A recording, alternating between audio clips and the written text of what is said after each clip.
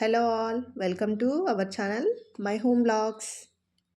నేను మీకు చెప్పాను కదండి ముందు బ్లాగ్లో సన్ఫ్లవర్ విచ్చుకున్న తర్వాత చూపిస్తానని. చూడండి సన్ఫ్లవర్ ఎంత బాగా విచ్చుకుందో, చాలా బాగుంది కదా.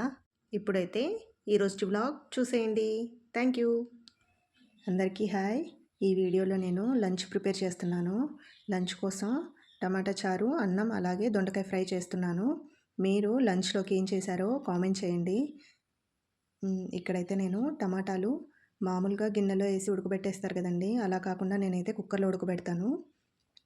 చూడండి, ముందు గిన్నెలోకి తీసుకొని అందులో కొంచెం వాటర్ పోసి అలాగా ఆ గిన్నె కుక్కర్లో పెట్టేస్తాను. కుక్కర్లో కూడా కొంచెం నీళ్లు పోసి ఉంచుతాను అనమాట, మరగడానికి అని చెప్పేసి. చూడండి,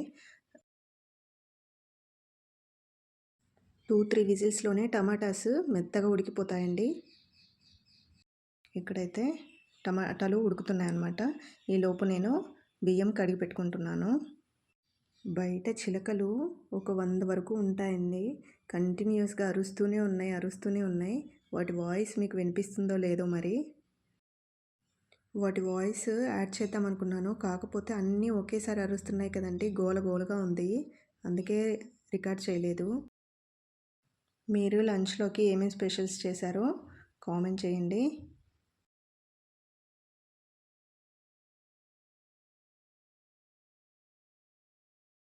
ఇప్పుడైతే టమాటా రసంలోకి జీలకర్ర అలాగే వెల్లుల్లి దంచి వేస్తానండి నేను. దానికోసమే జీలకర్ర అయితే వేయించి పక్కన పెట్టుకున్నాను. ఇప్పుడు అదే గిన్నెలో టమాటా రసం కోసం తిరుమాత వేస్తున్నాను. కరివేపాకు ఇక్కడ దొరకదండి మేము ఉండే దగ్గర, అందుకే కరివేపాకు వేయట్లేదు.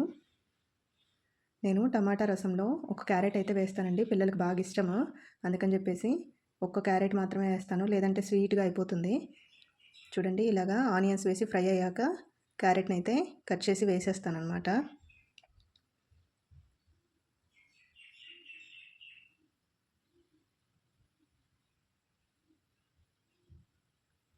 క్యారెట్ వేసాక ఇలా కొంచెం సేపు మగ్గించేసుకొని తర్వాత టమాటాలు మనవి ఆల్రెడీ ఉడికిపోయి ఉన్నాయి, వాటిని అయితే కొంచెం మెదిపేసి ఇంకా అందులో వేసేస్తానండి.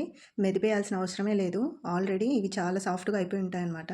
కుక్కర్లో పెట్టాం కదా, తొందరగా అయిపోతుంది. ఎప్పుడైనా టైం లేనప్పుడు ఇలా ట్రై చేయండి. ఇందులో ఉన్న నీళ్ళు ముందు వంపేసి తర్వాత విస్కర్తోనే అంటున్నానండి, నేను మ్యాషర్తో అంటం లేదు. చూడండి, ఇక్కడ విస్కర్తోనే అది ఎంత సాఫ్ట్గా అయిపోయిందో చూడండి. ఇప్పుడు ఆ టమాటా పేస్ట్ని అందులో వేసేస్తాను. వేసేసి కొంచెం నీళ్ళు, పసుపు, ఉప్పు, కారము వేసేసి ఉడకడానికి పెట్టేస్తాను. క్యారెట్ అయితే ఉడకాలి కదా, మనకు సాఫ్ట్ కావాలి కదా, అందుకని చెప్పేసి టమాటా రసం అయితే ఉడికే వరకు, క్యారెట్ ఉడికే వరకు కొంచెం మూత పెట్టేసి పక్కన పెట్టేశాను. మనము ముందు జీలకర్ర వేయించి పెట్టుకున్నాం కదండి, దాన్ని అయితే ఇప్పుడు దంచి అందులో కొంచెం 4-5 రెబ్బలు వెల్లుల్లి వేసి దంచేసి ఆ పొడిని కూడా ఇప్పుడు టమాటా చారులో వేసేస్తున్నాను. పూర్తిగా బాయిల్ అయ్యాక వేయాలి. అది వేసాక ఒక 2-3 మినిట్స్ ఉంచేసి ఇంకా స్టవ్ బంద్ చేయటమేనండి. టమాటా రసం అయితే తయారైపోతుంది. టేస్ట్ చాలా బాగుంటుంది. ఇలా ఒకసారి ట్రై చేయండి. టమాటా రసం అయితే ఇంకా పక్కన పెట్టేసి అన్నం కోసమని పెడుతున్నాను. ఇక్కడ టమాటా రసము కంప్లీట్ అయిపోయింది, అన్నం అయితే ప్రిపేర్ చేస్తున్నాను. చూడండి, టమాటా రసము కంప్లీట్ అయిపోయింది. ఇంకా అన్నం ఉడికేసరికి దొండకాయ ఫ్రై కోసం అని చెప్పి దొండకాయలు అవి కట్ చేసి పెట్టుకుంటాను. ఇప్పుడు ఒక గిన్నెలోకి కొంచెం నీళ్ళలో ఉప్పేసి అందులో దొండకాయలు వేసేసి నీట్గా కార్నర్స్ కట్ చేసి పెట్టుకుంటాను అనమాట.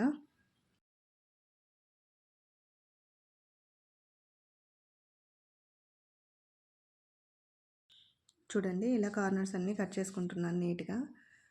దొండకాయల్ని మీరు ఎలా కట్ చేస్తారో కామెంట్ చేయండి. నేనైతే పొడవుగా సన్నగా కట్ చేసుకుంటాను. మా వారు ఇక్కడ లేరండి, క్యాంప్కి వెళ్ళారు. అందుకని చెప్పేసి పిల్లలకు నాకే కాబట్టి కొంచెమే తీసుకున్నాను నేను. ఈ ఫ్రై ఒక్క పూటకు కూడా రాదండి, ఇప్పుడు మా ముగ్గురికి సరిపోతుందన్నమాట. టేస్ట్ అంత బాగుంటుంది. టమాటా రసము, దొండకాయ ఫ్రై, అన్నము కాంబినేషన్ బాగుంటుంది. ఒకసారి ట్రై చేయండి. మనము రసం కానీ సాంబార్ ఇలా ఏదైనా చేసుకున్నప్పుడు పక్కన ఫ్రై ఐటెం ఖచ్చితంగా చేస్తారు కదండి మన తెలుగు వాళ్ళైతే. చూడండి, ఇలాగైతే దొండకాయలు కట్ చేసి పెట్టుకున్నాను. అన్నము, టమాటా రసము కంప్లీట్ అయిపోయింది. ఇప్పుడైతే దొండకాయ ఫ్రై చేసేస్తున్నాను. ముందుగా తాలింపు వేసుకొని దొండకాయలు వేసి, దొండకాయ ముక్కలు వేసి ఫ్రై అయ్యే వరకు ఉంచుకొని అందులో పసుపు, కారం, ఉప్పు అలాగే కొంచెం కొబ్బరి పొడి వేసి ఫ్రై చేసుకోండి, అంతే. దొండకాయ ఫ్రై అయితే అయిపోతుంది. ఈ వీడియో నచ్చినట్టయితే లైక్ చేసి షేర్ చేయండి. అలాగే ఛానల్ని సబ్స్క్రైబ్ చేసుకోండి. నాకు సపోర్టివ్గా ఉంటుంది. Thank you.